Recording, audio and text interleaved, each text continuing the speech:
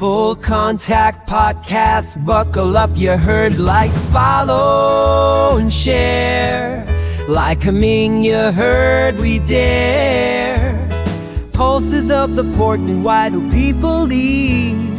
Crank up the truth with Beth and Steve. Welcome back to Like Coming Ya Heard. I'm Steve Marshall. And I'm Beth Fulmer. Hey everybody, welcome back for another deep dive. Today we're taking a look at some stuff happening right here in Lycoming County, kind of a under the radar thing. So we've got this article from FAFO Media. It's all about that March 13th County Commissioners meeting.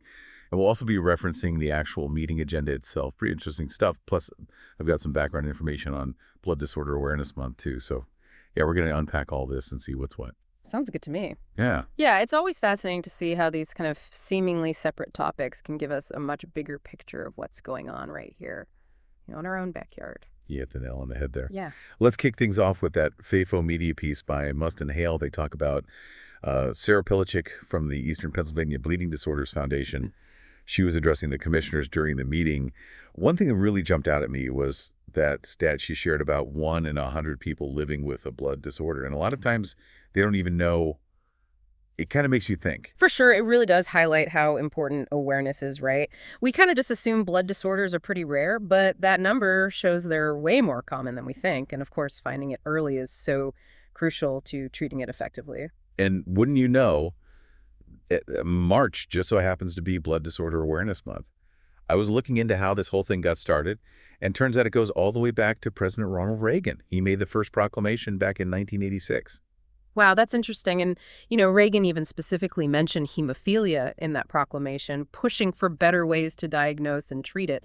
It's kind of cool to see how that initial focus on one specific disorder has broadened out over time to include a bunch more conditions related to blood. Yeah, it makes you wonder how far we've come in those areas since back then in 86. Yeah. And thinking about our own community, how well set up are we here to support those folks living with blood disorders? It's a question worth asking. Definitely awareness is that crucial first step, but then it's about having access to the right resources and specialized care too, Absolutely. Yeah. Okay, so let's switch gears for a sec. Another big topic from the meeting. The county's putting some focus back on agriculture.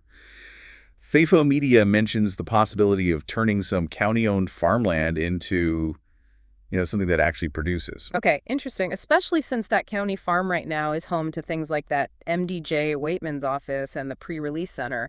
Not exactly what pops into your head when you think about farming. You got that right. Seems like they're aiming to make that land work a bit harder, maybe boost local agriculture in the process. Yeah, and the meeting agenda, I noticed they've got an agreement with Whitmoyer Cattle LLC for some crop management services. That's got to be a step toward getting more local food produced right. The possibilities are pretty exciting. Think about it. Fresher produce, supporting our local farmers. Heck, maybe we'll even see a county-run farmers market someday. Who knows? Could definitely create some jobs, give the local economy a little boost too. But it will be interesting to see how they handle all the logistics with those other facilities still being there on that property. You know what, you're right. That's something to watch for sure. And this whole agriculture thing, it really makes you wonder what it actually means for us here in Lycoming County. Is this like a real sign that they're committed to local food and all that, or what? Yeah, that's what I'm thinking too. The article's a little vague about the specifics. Makes you wonder what the long game is. Right, exactly. Are we talking small potatoes here just to add on to what they already do? Or is there something much bigger brewing, and how would that even affect everyone?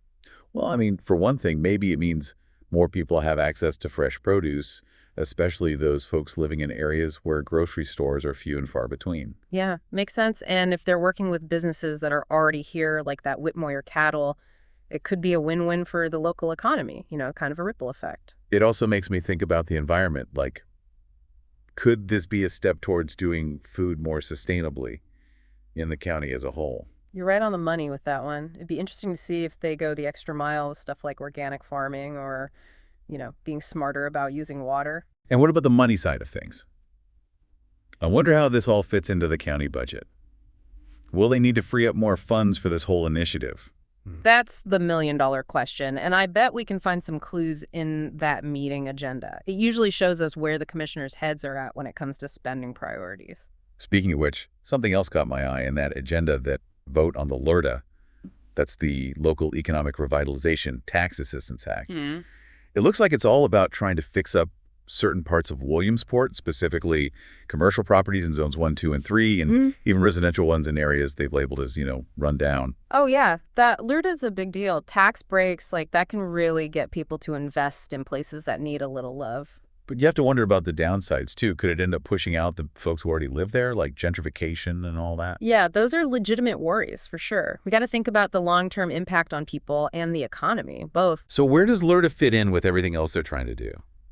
We've got this agriculture push, economic revitalization, even blood disorder awareness. It seems like a lot of different balls in the air. It's interesting, though. All of these things, even though they seem totally separate, they all contribute to how well our community's doing overall.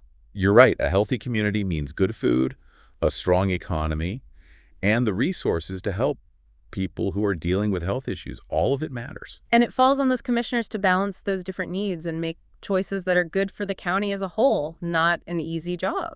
True, but it's not just them we have to step up to, the people living here. 100% staying informed about what's going on, going to those meetings and making our voices heard, it's all part of it. Okay, so let's try to connect the dots here. We've got blood disorder awareness, this possible move towards more local agriculture, and then this plan to fix up parts of Williamsport. What's the common thread here? Well, to me, it all comes down to getting people involved and making Lycoming County stronger. Whether it's supporting those folks dealing with blood disorders, getting behind local food, or putting our energy into our neighborhoods, it's all about making this a place where everyone can really thrive.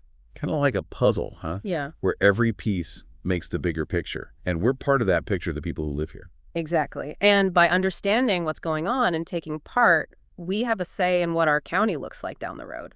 Wow. It's amazing when you really start digging into what's happening locally. There's just so much to think about. We've got blood disorders, agriculture, revitalizing parts of town, and that's just scratching the surface of what the commissioners have to deal with. Yeah, it really shows you how complicated running a whole county is, right? Balancing everybody's needs, figuring out where the money goes, and making choices that affect so many people. It definitely makes you realize how important it is for us to stay in the loop and, actually participate and not just be bystanders. 100%. We can't just expect things to magically work out. Got to be proactive. Ask those tough questions and make sure those elected officials know we're paying attention. Going back to that article for a sec, that part where Sarah Pilacik's talking about blood disorder awareness, it really struck me how that ties into the whole idea of community involvement. It takes people speaking up, sharing their stories to get these issues on everyone's radar.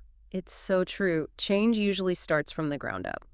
And it's not just about making people aware, it's about pushing for policies that actually support those who are dealing with these conditions. And if we think about the county's plan for agriculture, it's the same idea. You need the community to be on board. Will people be into buying local food? Will they get behind farmers markets and stuff like that to help local agriculture really take off? Those are the key questions. The county can put money into farming, but that doesn't automatically mean we'll have a booming local food system. It takes more than that.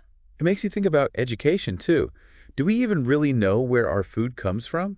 What the struggles are for farmers in our area? That's a huge point. If people knew more about the good stuff that comes from local food, how fresh it is, how it helps the environment, how it supports local businesses, that could really make this whole thing take off. And maybe there are ways to connect all these different things together. Could they include community gardens or farmers markets in those revitalization plans for Williamsport? Now that's a great idea. It's like creating this awesome synergy where different things all work together to make each other stronger. Picture a neighborhood that's been fixed up, and right in the middle of it is a thriving farmer's market. Everyone's getting fresh food, and it builds a real sense of community. That's definitely something worth working towards. And it all starts with us, the people living here in Lycoming County. If we stay informed, ask questions, and get involved, we can really shape the kind of future we want. So as you keep learning about all this stuff, think about this. What kind of role do you want to play in making Lycoming County a healthier, more prosperous, and more resilient place? It's a question worth thinking about. Thanks for joining us for another deep dive into Lycoming County. It's clear there's a lot going on, and we've only scratched the surface. So keep those ears open, those minds engaged, and we'll catch you on the next one. The shore has no snooky, that's the word.